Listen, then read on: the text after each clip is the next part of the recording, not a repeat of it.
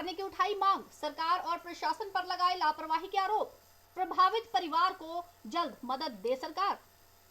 राजधानी शिमला में तेंदुए को ना पकड़ने और प्रभावित परिवार को मदद ना देने पर कांग्रेस ने सरकार और वन विभाग पर निशाना साधा है और इस पूरे घटनाक्रम पर सवाल भी खड़े किए हैं। साथ ही प्रभावित परिवार को जल्द मुआवजा देने की मांग की है। कांग्रेस के वरिष्ठ नेता और पूर्व डिप्टी मेयर हरीश जनार्था ने कहा कि कुछ माह पहले कनलोग में तेंदुए ने छोटे बच्चे को शिकार बनाया था, जिसके बाद भी नगर निगम की नींद नहीं खुली और अब शहर के बीचों बीच डाउनडेल में 5 साल के बच्चे को तेंदुआ उठा ले गया। अभी तक वन विभाग तेंदुए को न पकड़ने की कोशिश की और न ही उसे मारने के निर्देश दिए गए, जबकि अभी भी साथ लगते क्षेत्रों में तेंदुए को देखा गया है, जिससे लोग खौफ के साए में हैं।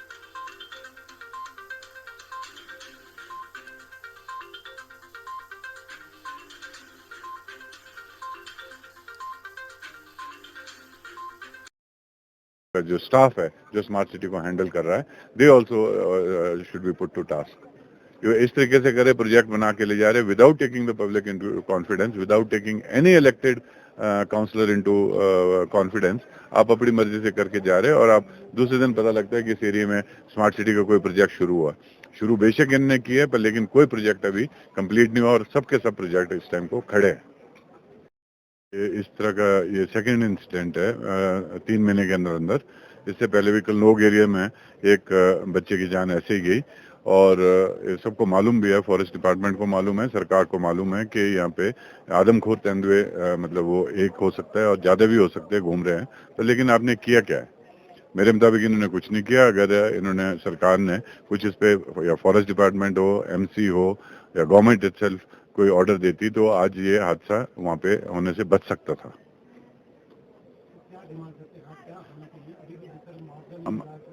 हम ये कहना चाहते हैं गवर्नमेंट को कि जो जब आप कोई इतना बड़ा हादसा होता है, इसमें तो देखो जान गई है और वो भी एक छोटे बच्चे की ना, मतलब जिसे कुछ पता नहीं था, खेल रहा था और उसकी जान गई है। आप मुआवजा देती है गवर्नमेंट, हर हर फैमिली को मुआवजा देती है, वो चाहे एक्सीडेंट है या आपके मतलब कोई अनहैपनिंग होगी उसमें मुआवजा मिलता है। तो इस परिवार को तो अभी तक किसी ने पूछा भी नहीं है। वहाँ सरकार की तरफ से सिर्फ फॉरेस्ट डिपार्टमेंट वाले गए हैं, वो भी कि हम इसके जो बच्चे के रिमेन्स है उसको ढूंढने के लिए उन्होंने मदद की है। बाकी जहाँ तक फाइनेंशियल हेल्प की बात है या और कोई जो दूसरी हेल्प सरकार की तरफ से मिल सकती थी, उस पर तो अभी किसी ने ये बात ही नहीं की है।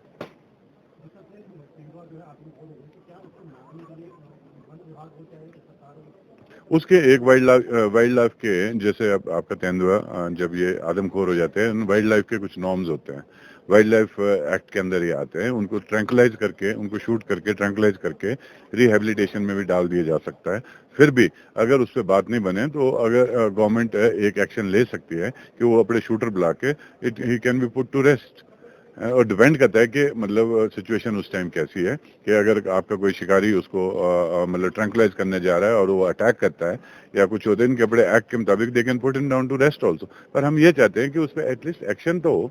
जंगलों में तो निकले ये लोग बाहर, अब हर रोज वहां से, अब कल शाम की भी वहां से रिपोर्ट्स आ रही है विद प्रूफ, लोग बोल रहे हैं कि हमने कल भी वो कहीं उसी लोकेलिटी में वो जो तेंदुआ था वो कहीं वो देखा गया है।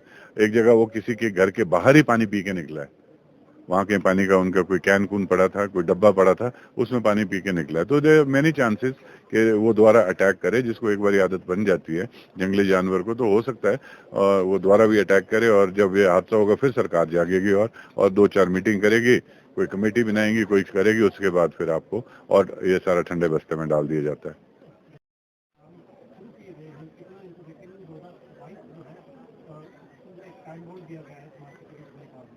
जो आपके स्मार्ट सिटी के जो आपने यहाँ पे शिमला शहर में आप देख रहे हैं जो काम चल रहे हैं, ये शिमला शहर की पब्लिक भी देख रही है।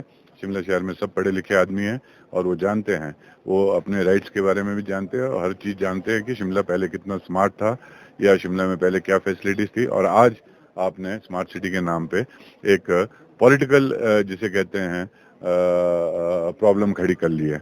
और वो ये प्रॉब्लम खड़ी की गई है कि वहाँ पे ठेकेदारों की होड़ लग गई है। और इसका जो आपका जो पैसा आया है, जितना भी इसका पैसा आया है, इसका डेफिनेटली एक इंक्वायरी होनी चाहिए और वो बहुत हाई लेवल पे इंक्वायरी होनी चाहिए।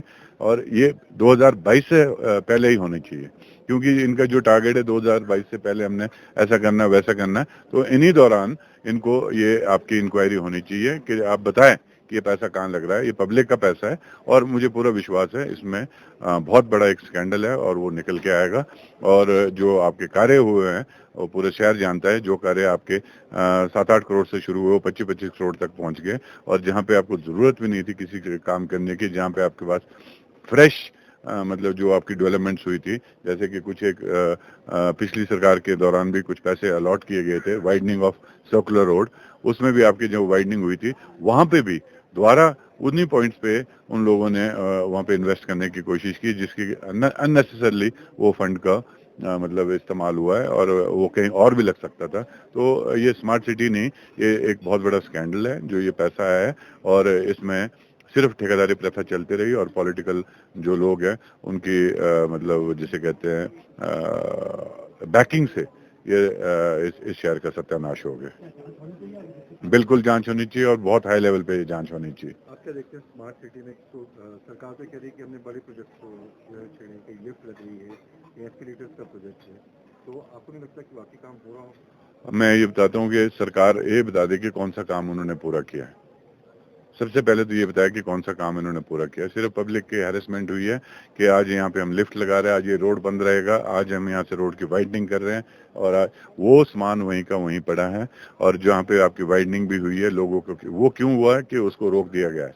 वो चाहे कोर्ट के थ्रू वो रुका है या आपके ग्रीन ट्रिब्यूनल के थ्रू रुका है, कहीं ना कहीं किसी न किसी एजेंसी ने जो एनस्टार न्यूज के लिए शिमला से कपिल ठाकुर की रिपोर्ट। आपने ये काम इतना हरिडली क्यों किए गए, इसमें आपकी परमिशन कहाँ है, जहाँ की आपकी मैक्सिमम काम की परमिशन नहीं ली हुई है।